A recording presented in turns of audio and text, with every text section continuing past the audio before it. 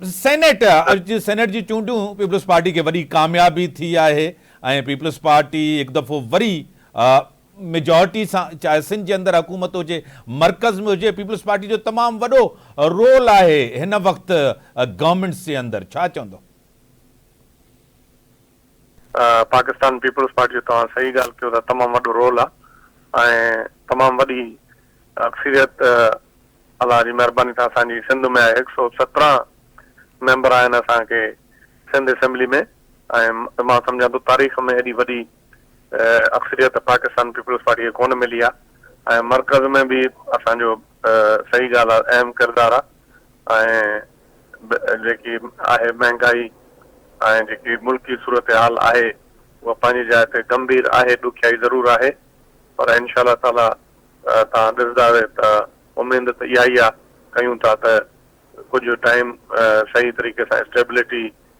आई ऐं स्टेबल थी करे हुकूमत हली त कुझु मामला काफ़ी बहितर थी वेंदा। डॉक्टर साहब तव्हांखे पाण ख़बर आहे त अदालती मैदान हुजे सियासत हुजे सेनेट जे अंदरि जेको थियो जेके आज़ाद उम्मीदवार आहिनि जंहिंखे PTI जा बि चऊं था सपोर्ट त उन्हनि जी सां खटे आया आहिनि, उहे इस्तेकाम चाहिनि नथा, डिस्टर्ब करनि था, चाहे असेंबली जे अंदरि हुजे रोडनि रस्तनि ते हुजे कोर्ट्स हुजे, छा चवंदो डॉक्टर साहब? असल में तव्हांखे पाण खे इन शइ जी ॼाण आहे, उन्हनि खे अलाह ताला मौक़ो ॾिनो हो जहिड़े बि तरीक़े सां उन्हनि खे मौक़ो मिलियो हो, पर उहे गवर्नमेंट न हलाए सघिया ऐं हालत इहे थी वई त पाण तव्हां ॾिठो त सफ़ा मुल्क सफ़ा तबाही जे किनारे ते अची पहुतो, मजबूर थी करे पोइ उन्हनि खे वोट ऑफ नो कॉन्फिडेंस जे थ्रू उन्हनि खे हुकूमत तब्दील थी। हाणे उन्हनि खे वरी हिकिड़ो मैंडेट मिलियो आहे खैबर पख्तूनख्वा में, पर जेको गवर्नमेंट करण जो तरीक़ो आहे उहो तरीक़ो उहे नथा हलनि। इवन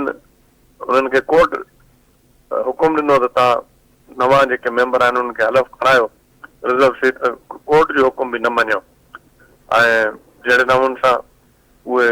हुकूमत करनि था या जेको उनजो बिहेवियर आहे उन मां त ईअं लॻे थो त उहे अफ़रा तफ़री चाहिनि था, हिन मुल्क में स्टेबिलिटी नथा चाहिनि। बहरहाल जेकी सूरत हाल आहे जेकॾहिं ॾिठो वञे त मुल्क जी बका ऐं मुल्क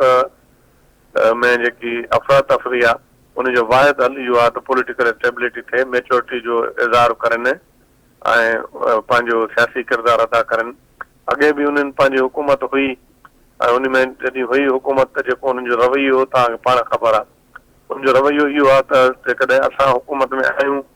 त ठीकु आहे, न त ॿिए कंहिंखे तस्लीम करण जे लाइ तयारु न आहिनि ऐं वरी जॾहिं वोट ऑफ नो कॉन्फिडेंस आयो त उन में उन्हनि जे डिप्टी स्पीकर रूलिंग ॾेई ॾिनी, वरी उहा जेके वोट ऑफ नो कॉन्फिडेंस खे बिल्डोज़ करे वरी असेंबली बहाल करे। वरी महिरबानी डॉक्टर साहब।